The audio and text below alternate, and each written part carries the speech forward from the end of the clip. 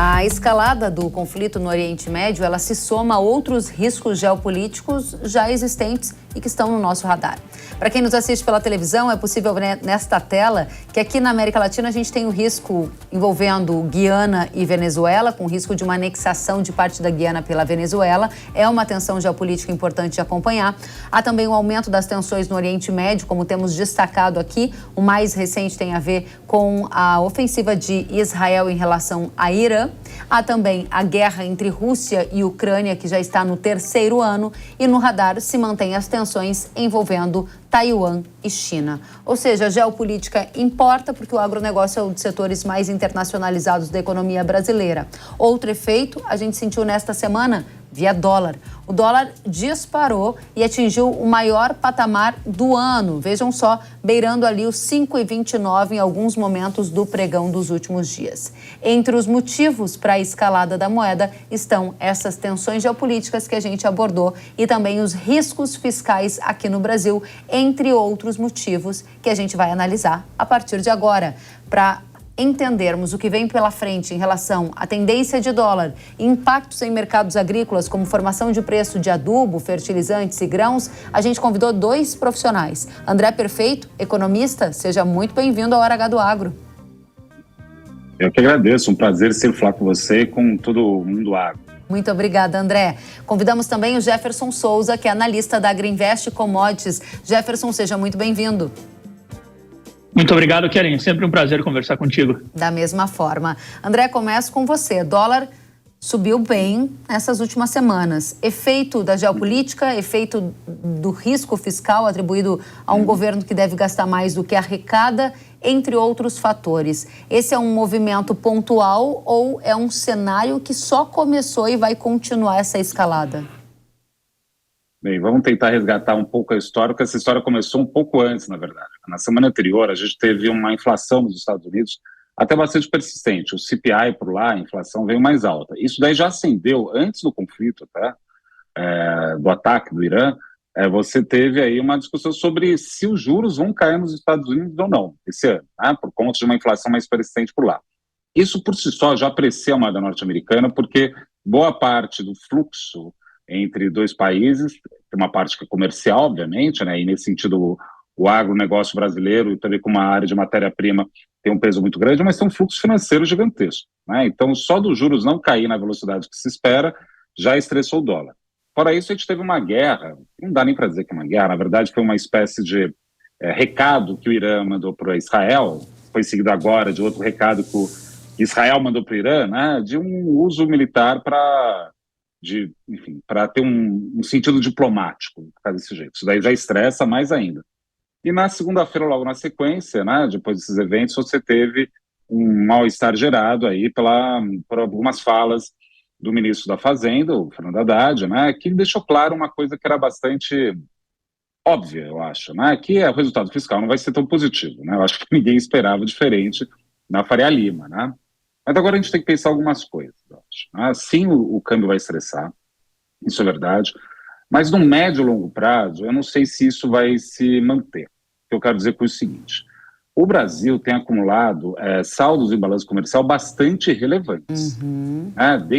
Apesar, por exemplo, de a gente pegar o período da guerra da Ucrânia, ou coisa que valha, a gente conseguiu ainda se manter de forma bastante positiva. E um dos motivos para isso acontecer é que a nossa balança comercial na rúbrica de petróleo e derivados está superavitária. Então, se petróleo explode, isso é ruim de um lado, porque derivados de petróleo, fertilizante fica mais caro, o Brasil ainda importa muito disso, mas a gente exporta mais óleo bruto do que importa desses bens. Então, isso vai ficar meio redeado, né? Como a gente fala no mercado financeiro. A alta de um compensa a queda do outro, por aí vai. Então, eu olho isso com muita atenção, mas mais do que isso. Já está evidente que o Banco Central brasileiro não deve cortar tantos juros em 2024. Né? A projeção inicial era de 9%, eu estou com 9,75% já faz um tempo, mas na minha opinião era divergente do mercado, mas no relatório Foco você começa a ver revisões para cima, né, da taxa de juros, e se a taxa de juros aqui cai menos, ou fica, vou falar um jeito horroroso, né, menos menor, né, do que esperado antes, isso daí acaba também atraindo dólares para cá também por conta do diferencial de juros, né?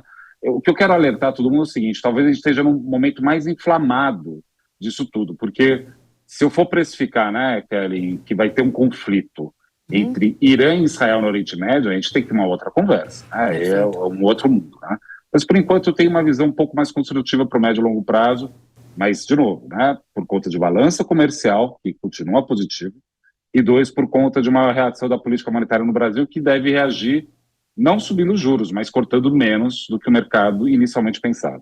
Essa visão que você coloca de que estamos num momento mais inflamado por esses fatos recentes, mas quando você olha para médio, longo prazo, você coloca esses elementos envolvendo o saldo da balança comercial, uma diminuição no ritmo de corte dos juros aqui no Brasil, isso levaria o dólar a se manter em patamares ao redor dos 5,30 ou um pouco mais do que isso, ou você está mais para o lado de dólar ao redor de 5 como estávamos antes? Eu acho que é mais cara de 5. Eu acho que tem chance de se apreciar. Porque essa que é a discussão. Vamos tentar resgatar aqui um pouco o andar da carruagem. Lá por volta de junho, né, daqui a poucas semanas, né, eu acho que o mercado nos Estados Unidos vai ter precificado. Se vai cortar, não vai cortar juro por lá. Então, assim, eu quero dizer assim, eu acho que agora é o momento onde todo mundo está reprecificando algumas coisas. Exemplo disso é o que aconteceu no Brasil, né? O mercado estava numa posição até bastante otimista, por exemplo, 9% do Selic é uma taxa relativamente baixa, né? Claro, poderia cair muito mais, a gente pode fazer essa discussão, mas o evento guerra, a guerra que não aconteceu ainda, eu acho que não vai acontecer porque não é do interesse de ninguém que isso aconteça agora no Oriente Médio, deu saída, por assim dizer, para um monte de gente que teve que revisar as posições. Acho que por isso que a discussão fiscal ganhou uma força gigantesca, porque, de novo, né, se você olhar friamente, aqui na Jovem Pan, em outro, na mídia de forma geral, é evidente que não ia ter um resultado fiscal bom, né? A gente não dava para pensar dessa forma.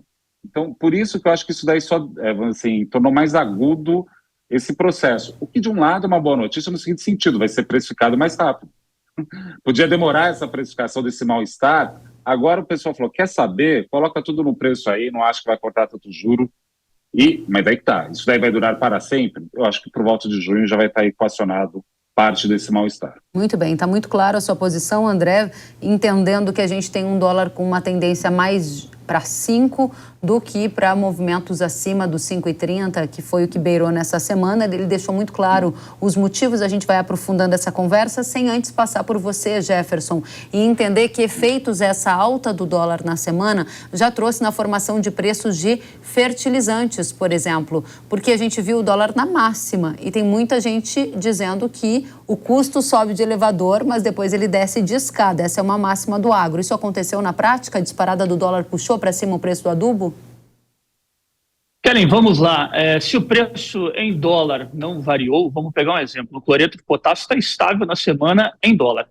Ou seja, se eu fizer uma conversão com um câmbio de 5,20 e passar para um câmbio de 5,26, eu vou ter um aumento. O contrário também é verdadeiro. Ou seja, se eu pegar o preço médio da minha semana, comparar com a semana passada, eu tenho mais ou menos R$80 de aumento na tonelada dos fertilizantes consumidos no Brasil. Ou seja, eu tive um aumento na cotação do insumo em reais por tonelada. Agora, o produtor tem que ficar muito atento a esse balanço, porque nós compramos o adubo em dólar. O mercado de fertilizantes no Brasil é um mercado dolarizado. Então, quer dizer o seguinte, se o adubo permanecer estável ou ele subir em dólar, e você tiver ainda mais um incremento na divisa americana, um fortalecimento na divisa americana, significa que o produtor vai pagar mais caro. Isso é um fato. Só que tem um porém nessa história, Kellen. Ele vai vender a soja também mais cara. Você tem que colocar na ponta do lápis. Quando eu falo em poder de compra, você perde um lado, você ganha do outro. Ganhou e assim funciona. Ou perdeu nessa semana? Nessa semana, eu posso dizer que a relação de troca dele em real ela ficou parecida com a semana passada. Tá. Não mudou tanto. Agora, a relação de troca em dólar, ela piorou nessa semana levemente. Então, nesse momento em que você tem um estresse no câmbio, até então, no mês de março, a gente não teve. O câmbio ficou ali 4,90, 4,92. Quando eu cheguei no mês de abril, o negócio estressa. Aí você sente um aumento maior na ponta quando o produtor vai fazer a compra em real. E tem um dado muito interessante. A grande parte dos produtores no sul do Brasil, por exemplo, Paraná, Santa Catarina, Rio Grande do Sul, compram o fertilizante em reais. Então, obviamente, esses produtores irão sentir. Uma boa parcela do Mato Grosso roda o adubo em dólar. Ou seja, se eu for pensar na realidade deles, eu não tive mudança. Então, eu tenho que olhar muito bem isso. E o produtor, na hora de comprar ou vender, Kellen, ele tem que tomar muito cuidado em não descasar a moeda que ele está fazendo as operações dele. No passado, nós vimos muito problema com descasamento. Ele compra o adubo em dólar, vende a soja em real e, é claro, ele acaba gerando um certo problema para ele mesmo, se você tiver algumas mudanças abruptas como está acontecendo agora. Só tem que tomar muito cuidado com isso. Você está chamando a nossa atenção aqui para que houve um aumento de R$80 por tonelada para o cloreto, foi isso? É uma média que eu fiz a semana antes da nossa conversa, eu fiz uma média das matérias-primas que eu acompanho, e eu falei, olha, da semana passada para agora, se eu pegar uma cesta de produtos, eu tive R$80 por tonelada. Muito bem. Dentro desse contexto em que você disse que a relação de troca em dólar piorou na semana, mas disse que essa situação também tem que ser acompanhada de região para região. A minha pergunta objetiva é, os negócios avançaram? Teve mais gente comprando e vendendo adubo diante das tensões geopolíticas e da alta do dólar? Na semana passada o mercado deu uma avançada, Kenny. Eu percebi isso, sobretudo em regiões como o Paraná. Eu senti isso de algumas cooperativas tomando posição. Se eu for falar para você hoje o Brasil, o meu número de comercialização de adubo ele é de 46%. O meu percentual de 5 anos para o período ele seria na casa de 60%. Então significa que eu avancei, mas eu estou atrasado. A mesma coisa acontece com a soja na comercialização. Muito bem, muito bem. Então a gente pode concluir que os impactos ainda foram moderados de todas essas tensões geopolíticas e também da alta do dólar para esses últimos 5 dias. É isso, Jefferson? Exatamente.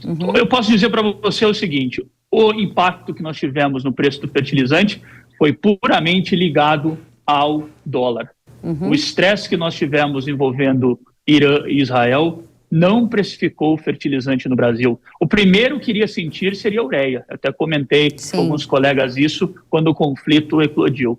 E não aconteceu. A ureia ela subiu levemente, mas não está ligada propriamente ao acontecimento envolvendo Irã e Israel. Só para a gente fechar esse bloco com você, Jefferson, e eu voltar com o André dizia que tem uma visão, pelo menos no médio prazo, de $1 mais para 5 do que para 5,50 ou mais para 5,30. E a minha pergunta é, você tem uma visão semelhante? Porque você está me dizendo que o dólar foi o que impactou no fertilizante nessa semana. Vocês aí na Agriinvest têm uma visão de $1 mais alto, isso quer dizer fertilizante mais caro daqui para frente? Olha, eu compactuo da ideia do André, ele comentou 5, nós da Agriinvest, eu confesso que a minha parte é muito mais insumo, mas nós temos uma mesa especializada em moedas, câmbio, e eles estão com o mesmo pensamento. Olhando o cenário, esse movimento que nós tivemos na semana, eu acredito que todos que olham um pouco mais o fundamento julgam que foi um pouco exagerado. Então, eu acredito que você tem uma possibilidade de ver mais um câmbio a 5 do que a 5,30. Concordo plenamente com ele nessa posição e nós da Agriinvest também concordamos com isso. Muito bem. Obrigada, Jefferson. Volto com você. André, um dos elementos que você colocou aqui, dos motivos que explicam esse estresse que a gente observou no câmbio, tem a ver com a questão fiscal aqui no Brasil. E você ainda falou do despertar do mercado para essa questão que praticamente já estava aí nas mesas, mas agora ganhou um certo protagonismo. A minha pergunta é, o governo vai continuar gastador e se continuar desta forma quer dizer que vai vir mais custo através de impostos para a população brasileira, incluindo o setor do agro, para pagar essa conta? Olha, provavelmente sim, né? A gente sabe que o ajuste que o Fernando Haddad está querendo fazer, em grande medida, é sobre a arrecadação, não é sobre o corte de gastos.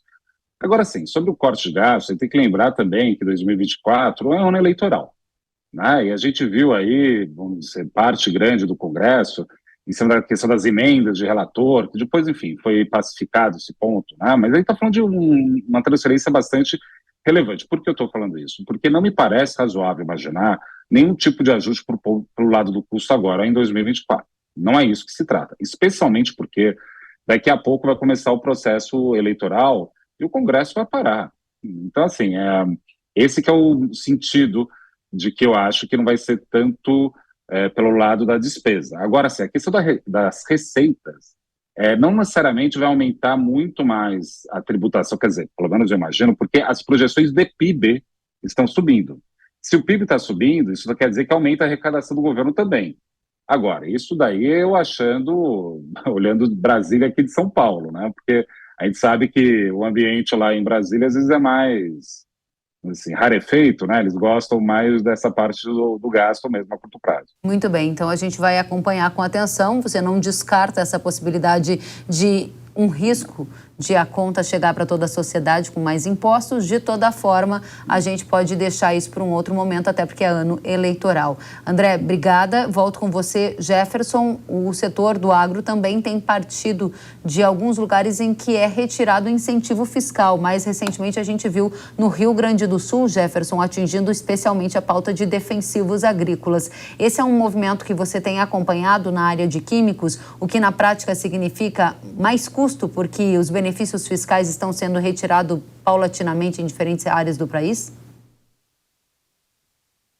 Olha, Kelly, é um movimento que acaba sendo meio... Eu confesso para você que não acompanho tão de perto essas mudanças no fisco dos insumos. O que nós tivemos foi uma mudança um pouco, né, na regulamentação, por exemplo, do convênio 100 envolvendo os fertilizantes propriamente dito, em um aumento progressivo do ICMS. Isso nós tivemos. E, claro, como eu te falei, não é algo que eu acompanho tão de perto, então eu não posso falar com tanta propriedade assim. Mas se você pensar, obviamente, em preço, você tende a ver uma mudança na ponta. Só que, claro, a tributação é algo muito específico. Inclusive, os colegas com os quais eu converso, eles trabalham o dia inteiro olhando essas possibilidades de tributação, não só no fertilizante, mas nos grãos e etc. Então, é claro, se você tiver uma mudança na tributação, você vai onerar alguém. Aí, provavelmente o produtor será onerado. Mas eu confesso para você que eu não tenho um gabarito tão grande assim para poder falar com exatidão sobre esse tema. Perfeito, já foi o suficiente para a gente entender o que está acontecendo. Última rodada, André, no começo da conversa você falava, e se eu não estou enganado, de que você não enxerga necessariamente uma escalada desse conflito geopolítico, e é por isso também que o seu cenário base aponta para um dólar mais para 5 do que 5,30, 5,50.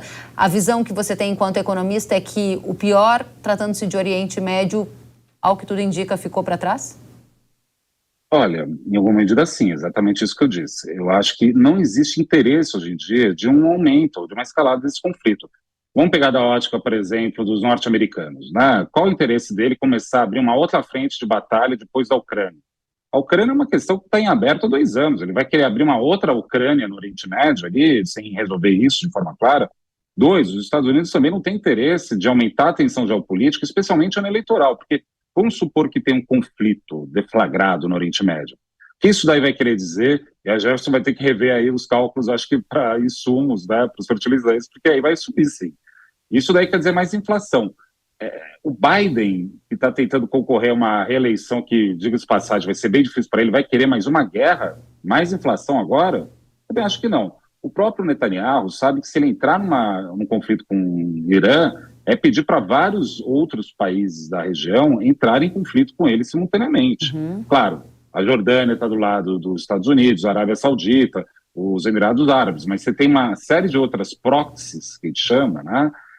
Guerra de procuração, né? Outras regiões que vão querer atacar. Então, assim, não me parece ser o caso. Mas, dito isso, eu acho que a gente passou por uma inflamação onde está se ajustando algumas coisas. Eu não disse aqui inicialmente que o mercado usou essa guerra como uma espécie de desculpa para ajustar o óbvio a respeito, por exemplo, da questão fiscal, né? Exatamente. Acho que lá fora também estão usando a guerra para falar. Então, realmente, os Estados Unidos não vai cortar tantos juros no início do ano. É normal isso. Daí chama especulação e é assim que funciona. A dúvida é, vai continuar estressando? O meu sentimento, dado que, a balança comercial brasileira tem apresentado bons resultados, que é uma ótima notícia.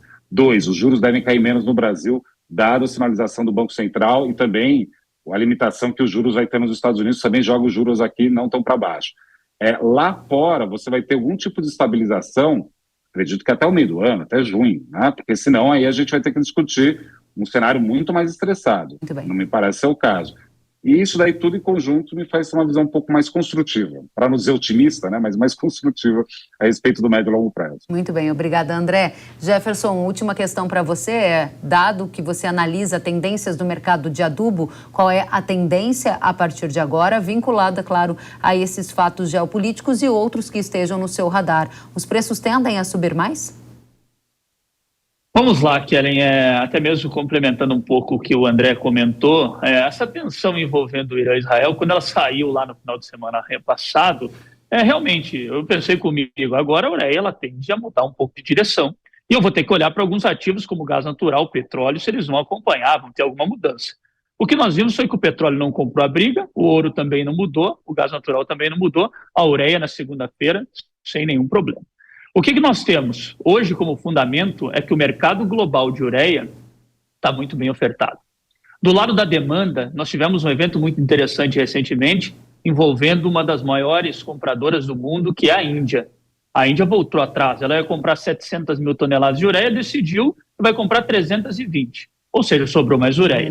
Esse fato levou o preço da ureia nos últimos 30 dias a cair no Brasil mais de 15%.